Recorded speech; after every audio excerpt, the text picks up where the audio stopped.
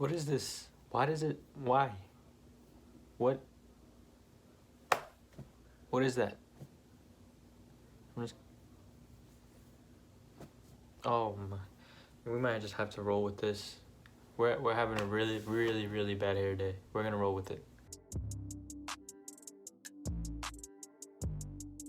What is going on, guys? Anthony back here today with another video. For today's video,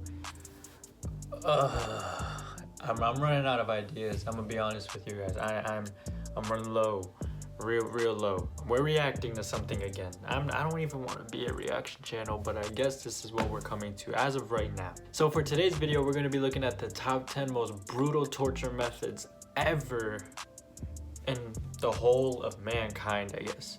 As of modern day, we got things like jail. There's things like the death penalty that exists. But back in the days,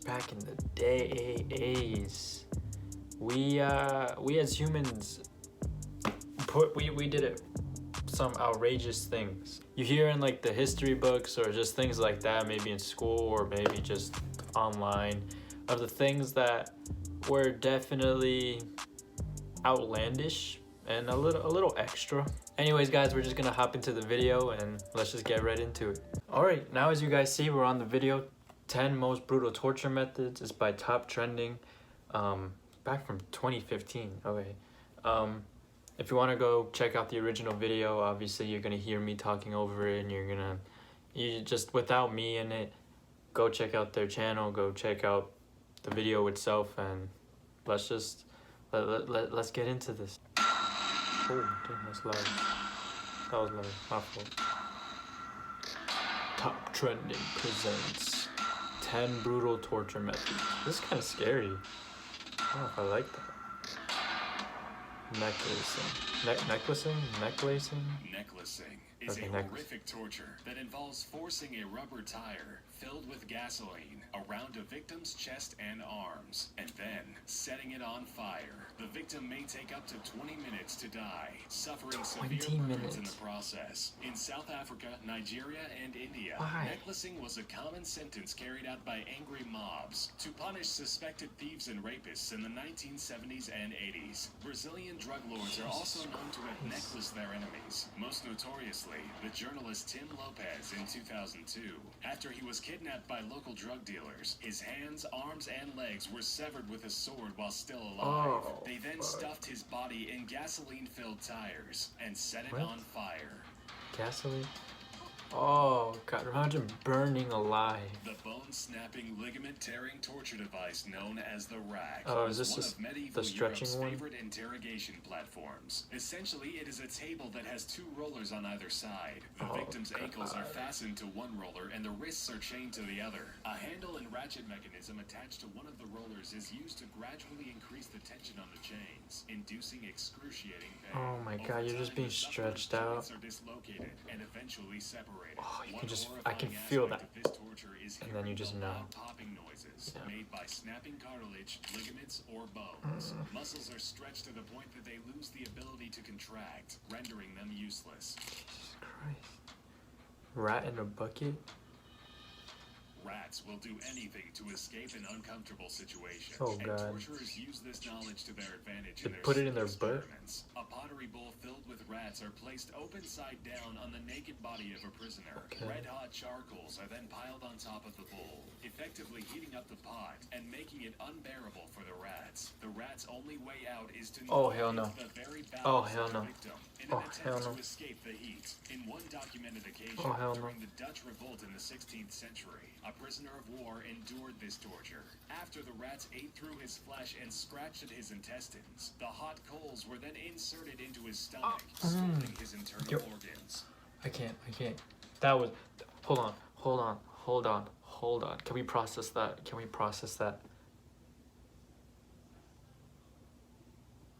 I'm lost for words on that one. They had rats dig into your stomach, right? God knows where they end up, how they get out. I don't know how that even... And then that hole that they left in your stomach, they put what did I just say? They put hot coals in there. Hot coals. Oh my god, I can't believe someone endeared that. Oh, that's pain. That's pain. The head crusher is a device that clamps down on the victim's head, smashing it between a metal plate and a rounded iron cap. As the executioner gradually twists the handle, the victim's skull is slowly crushed. Bone fragments from the skull can puncture the brain, causing spontaneous muscle spasms and, of course, brain hemorrhaging. If the person inflicting the pain wants to torment the prisoner even further, he could strike the metal cap with an iron rod, sending echoing pain throughout the person's I just got a headache just In most cases, the victim is killed, looking but at it. not before the jaw had been crushed and their eyes had popped from their sockets. Like, you gotta give it to them. They're creative. I would have never thought of these. Tucker telephone was an electroshock apparatus used in Arkansas Tucker State Prison in the 1960s and 1970s. 1960s, Doctors would 1970s? use this torture device on unruly prisoners. The device worked by placing a ground wire around the big toe of a prisoner while clamping the hot wire to the person's genitals. The wires were then hooked up to a telephone that had been modified to send electric shocks. As the phone was being cranked, piercing electrical currents were sent throughout the prisoner's body. In prison slang, a long-distance call was a series of electric shocks in a row. Any inmate that passed out from the experience would be splashed with cold water and shocked again, intensifying the agony. Who thinks of that? Let's just put a wire on his toe and then on his Similar to the rack, dick. the German chair What? is a form of torture often used by the Syrian government against the rebels. When a detainee is captured, they are placed in a metal chair. Their legs and arms are secured to the seat, while the back of the chair is pulled back and down toward the ground. Oh my This God. causes severe stress on the spine, I'm neck, feeling and this limbs, pain. often causing permanent damage. One man who managed to escape the Syrian torture cell claimed that they stripped him naked and hung He him escaped? upside down in the chair for 8 to 12 hours a day for 4 days. He says the pain was so excruciating that he begged his captors to kill him. He still has uncontrollable twitching as a result of the torture. Yo, that's Flaying, also known as skinning, is an old torture that dates back to 883 BC. I'm just thinking It involves about different methods to someone being remove the skin skinned from the alive. victim's entire body. The most common form of flaying is to use a knife, inserting the sharp blade just below the chin.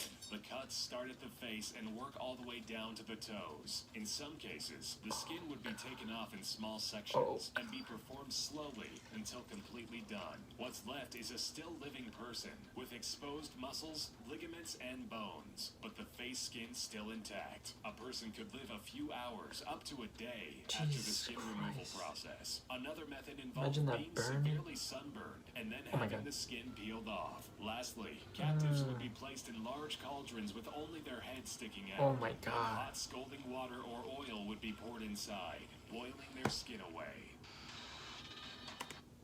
Who thought of this? Who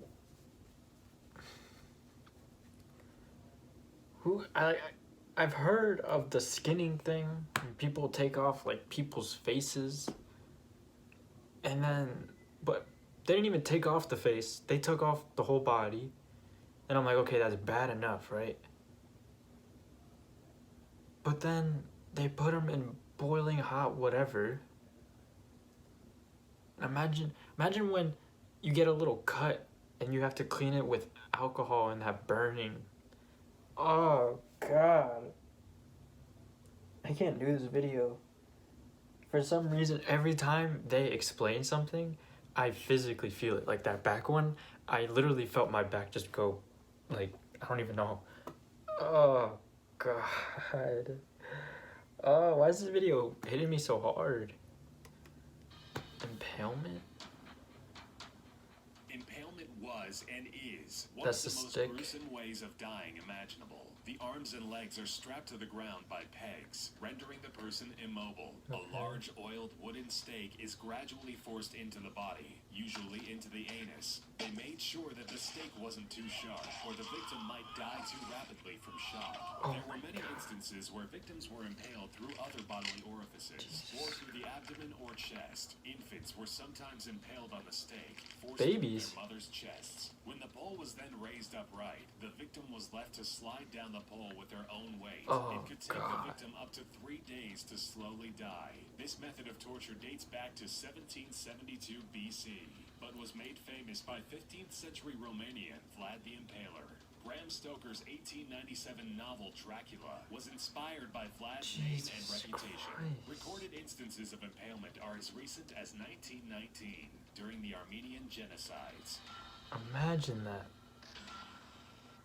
The brazen bull? The brazen bull Brazen was bull. an ancient Greek torture device that also doubled as a demented musical instrument. Naked victims were placed inside of a large hollow brass bull statue. In most cases, the prisoner's tongue is cut out with sharp metal shears before being shoved into the empty bovine statue. The torturers would then light fires underneath the bull and burn the person inside alive. Who raising thinks the of heat this? gradually. The screams of the bull's occupant couldn't be heard because the thick metal casting acted as a sound barrier. The only opening was through the bull's mouth that let out smoke from the person cooking inside. A series of brass tubes were located toward the front of the bull that would resonate the sound of the muffled screams of the tongueless victim. Depending on the intensity of the heat applied under the They statue, just fucking with the person at that point. anywhere from 10 minutes to several hours.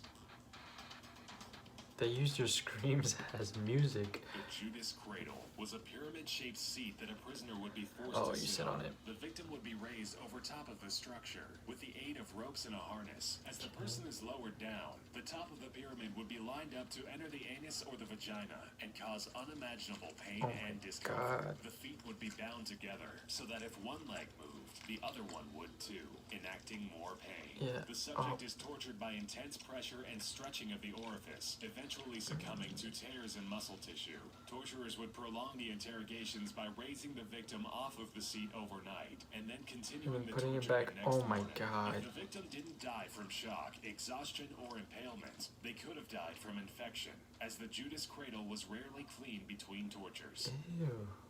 Thanks for watching, and we hope you enjoyed. But before you go, we would like to introduce you to an all-new channel called Watch This.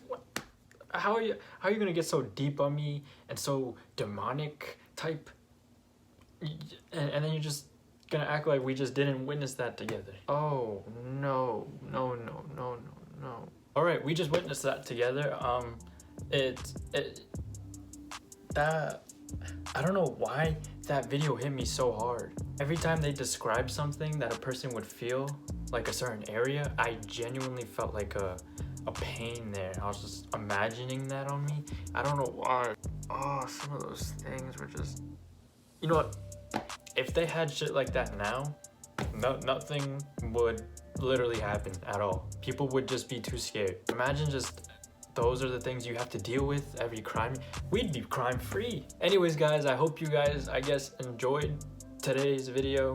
It was a little weird, a little dark, but you know, I hope you enjoyed this little experience we had together. Anyways, don't forget to like, don't forget to subscribe. I'll catch you guys back on Friday. Peace out, everyone.